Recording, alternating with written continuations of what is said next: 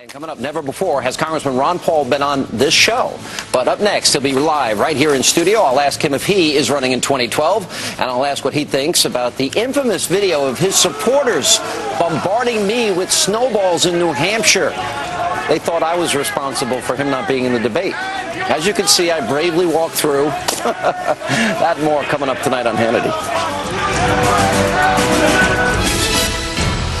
He is a possible 2012 contender and is the author of the brand new book, which seeks to bring clarity to a concept that is much lost in terms of the meaning in the Obama administration. The book is Liberty Defined, 50 Essential Issues That Affect Our Freedom. The author, Texas Congressman Ron Paul, is with us in studio. How are you? It's so good to see you. Very well, thank you. I'm going to show video of your supporters throwing snowballs at me in 2008. I had nothing to do with it. And we believe in nonviolence. Well, apparally not. Did you get hurt? No, we'll talk about it. We'll get to that. Good to see you. Thank you for being here. Good. First of all, I like your book. I've gone through it. You talk about a lot of topics in this book. I think would you say you're more libertarian than conservative, or is that a fair statement? Because that's how I interpret it. You know, words are very tricky, because sometimes libertarian means one thing to a person, and libertarian means... If you're a good libertarian conservative, you're a constitutionalist, and I believe all the writers in the Constitution were very libertarian in the conventional sense. They want less government in all areas. They don't want government involved in our economic life or in our personal lives, you know, our religious lives or whatever. But it's also, it was advised by the founders to have a certain foreign policy that we ascribe to. This is probably an area you and I disagree on, but we'll get to that in a minute. You have an announcement tomorrow in Iowa. I do. Were you interested in what it was? Yes, I'm very interested. We're going to announce that I'm going to start an exploratory committee. Tomorrow? Yes, and I'll stop by in Iowa on my way home, and that might lead to the next decision. It depends on what kind of reception I get on your show tonight. You know, if I get booed or something, I'll say, well, maybe I shouldn't do it. Well, you know, the funny thing is, because I wrote a book, Conservative Victory. I didn't write a book about Republican victory. I like to view myself as a conservative. There are certain things happening in Congress right now. I don't think the Republicans are fighting hard enough. For example, the 2011 budget. I think they could have gotten a bigger deal. I would have preferred they shut the government down. I'm with you on that, but still, you know, it's not easy to vote against the budget when all the Republicans are voting, you know, for a budget. But I agree with you. I think it should close down. It should have closed down a long time ago. But I thought it should have been closed down 15 or 20 years ago and change our ways. But because of this system and the monetary system and the desire for entitlements, I mean, it's sort of endless. $14.3 trillion in a debt that we have. And now we're going to raise it how much? What do you think, if the Republicans are going to make a deal, which it appears they want to, because everyone's afraid to say that the full faith and credit of the government is not in play, what should the deal be, if any? Well, I don't believe in the deals. I mean, what if they say, you know, one time in the 80s, there was an agreement that we would, you know, cut so much as, we would raise taxes if we cut twice as much in spending.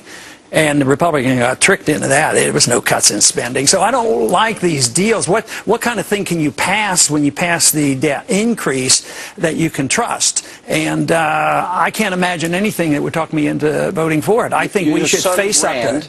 Says a balanced budget amendment would do it for him, if we could get that. Yeah, and I guess I probably have a little disagreement on that. I would, you know, vote for that, but that wouldn't make me satisfied to raise the debt, because when are you going to get the amendment passed? You have to pass it through the House and the Senate and pass it through those states at 5 or 10 years from now. That's what's wrong with all those budget proposals. It does nothing until, you know, many years out. But the amount of deficit difference, national debt difference in 2016 between Republicans and Democrats, it's $19 trillion for the Republicans and $20 trillion for the Democrats. I mean, that's all fiction. It doesn't mean anything. So you're starting this exploratory committee. Let's say the country was ready for your more libertarian message, as you define libertarian. Right. How do you balance the budget, and in how short a time do you think you can do it? And do you think the country would be ready to say, okay, we're going to give up Social Security and Medicare and all these other things? Because I believe you would support that. Yeah, we would. I don't think anybody could get that through because I think we'll have an economic collapse and then we'll have to start over again. That's a bigger story. But if we had our ability to do it, I would address one subject that we agree to disagree on, and that is I would cut a lot of this spending overseas. I mean, we have too much stuff, and why do we support Obama going into Libya and all this stuff? It's just way too much. You could cut a lot. Do we have a war on terror, though? Is that real in your mind? Yeah, but you have to understand where the terrorism goes. I know Michael Schur comes on Fox at times. I don't know whether you've had him on there. Sure. I read him very seriously. I consider him the most intelligent person and most knowledgeable person about Osama bin Laden.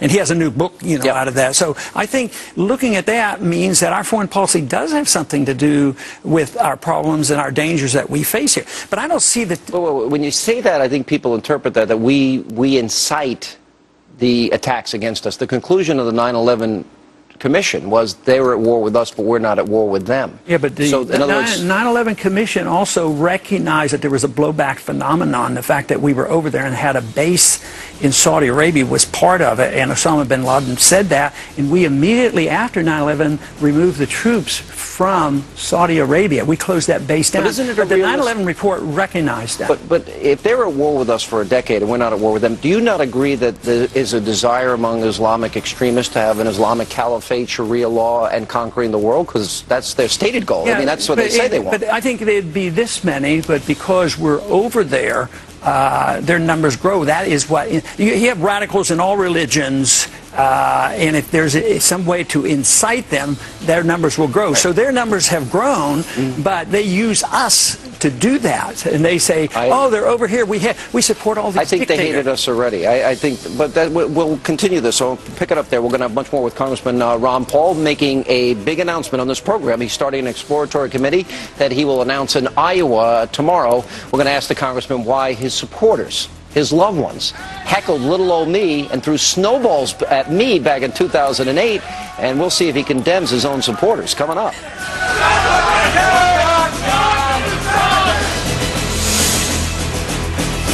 And welcome back to Hannity, and tonight I am joined by the man who just revealed right here on this program that he plans to form an exploratory committee for a possible 2012 White House run. Now, that announcement will come tomorrow at an event in Iowa. He is Texas Congressman Ron Paul. I'm singing rant, and he has a thing or two to answer for about an incident. It occurred during his 2008 presidential bid. Now, after the primary in New Hampshire, the congressman's supporters pelted little old me with snowballs, and here's the scene that ensued. We're great Americans, and you're not, son!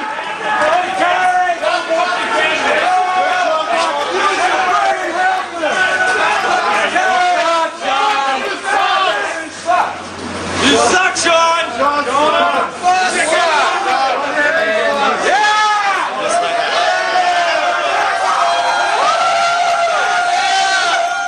And joining me with the reaction to all of that is the author of this brand new book, Liberty Defined, 50 Essential Issues That Affect Our Freedom, and that's Dr. Ron Paul. Now, what happened was they had a focus group. So I went over to the focus group, and you were not in the debate that night. I wonder why.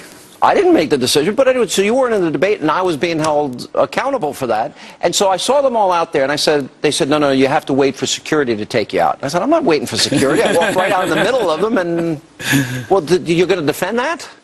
Well, did you hear what Hillary said at one of our committee hearings about those supporters? She says they were the most enthusiastic, excited supporters I've ever seen in politics. I agree. I've experienced it firsthand. All right, let me ask you this, because you said, for example, I'll give you one example. You said about the Ground Zero mosque issue that you thought that this was a religious freedom issue.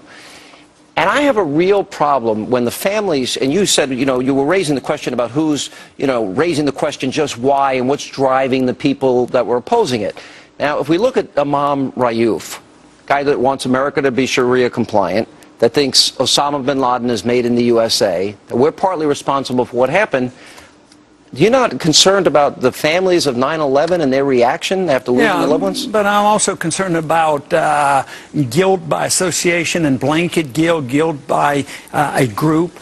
And if that goes through and you say you can't do it because it's Muslim and there were some bad Muslims over here and they did this, this means you blame the religion. And you don't want to blame the religion, but in order to do that, I mean, if something happened that it had been a Catholic or something like that did it, would you think, oh, it's a good idea? We don't want, because he was a Catholic and he did bad things and therefore we can't allow a Catholic church to be built in a certain area. But when I listen to you, I hear you talk about first founding principles, which, by the way, are really important. And I think that's the area that I would find an agreement with you. The difference is that the imam, while we believe in free speech, believes in a value system. When he says he wants America to be Sharia compliant, it's the antithesis. Wait a second. This is important.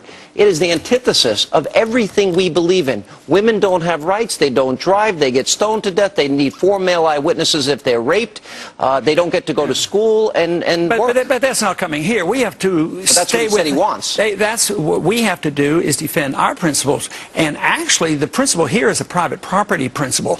We shouldn't have governments building buildings and telling people where to build. It should be a private property issue. If you own that land over there, you shouldn't be told what you can build on there. If you want to rent it to any type of religion, you should be able to. And you can't have guilt by association. It's not guilt by association. The words of this guy on 60 Minutes, that if somebody wants America Sharia compliant, Sharia by its very nature as applied, is one that denies women rights. But that's a different issue entirely. I mean, that goes on in Saudi Arabia, but he wants that in America, is what he said. I know. So he's fighting for that. But then you defend it by a better idea. You defend it by the Constitution. They can't do that. By opening the door. Isn't that opening the door for somebody who wants to overthrow America into a system that is contrary to our fundamental beliefs? I think you're closing the door on what makes America great: property rights and the fact that you don't have people guilty because they belong to a group. And you don't have everybody guilty because of something horrible that has happened. I want to get serious here. If you ever got to be president, how would you cut back on the entitlement programs that you talk so much about, and the welfare state and the nanny state that has been created? How would you tell America that Medicare no longer exists, Social Security no longer exists? How would you do that? Well, the whole thing is since I believe that a president shouldn't be a king and can't do it, he has to persuade and get the people to agree and the Congress to agree. I think one thing, none of this would happen if you couldn't print money to pay the debt. I agree with Everything would be balanced then. But can I close down the Fed? Not as a president, you can't. But you could lead the charge on this. I mean, we've been doing this for a couple of years, and I think you agreed with our audit the Fed and get that. So you have to keep pushing on it. But if we could get the people to agree that they have to quit printing money, and now that we're going into the inflationary repercussions of all this printing money in the last few years, I think we could get people to do that. And then you limit overall spending, and it'd be more like saying, well, everybody has to cut 10% or Last whatever. question, and I got to let you go. 47% of Americans don't pay taxes. They think the tax system's fair. So when you have almost a voting majority that don't pay taxes, how dangerous is that? Well, that part isn't dangerous. I'd like to increase that to 100% that don't pay taxes, and then shrink government big enough so we don't have to have an income tax. I mean, most of our history, we didn't have an income tax. What would you support an alternative for government revenues for infrastructure and defense? Let it do through user fees, gasoline taxes for your highways. Air tax, support it? Not really. It's better than what we have, slightly. But it would be too high. Oh, it would be way too high because, but it would be great for the underground economy at 30% or something. Can you imagine people go to the store and, oh, I have to pay another 30%? There'd be so much underground. That's what happens in the Soviet-type systems. The social system, there's a big growth of the underground economy. Are you going to tell your supporters not to throw snowballs at me next time? I'm going to advise them. I don't tell people what to do. I say nonviolence and tolerance. That is the message. All right. Congressman, it's really good to see you. Thank you for being with us. Appreciate it.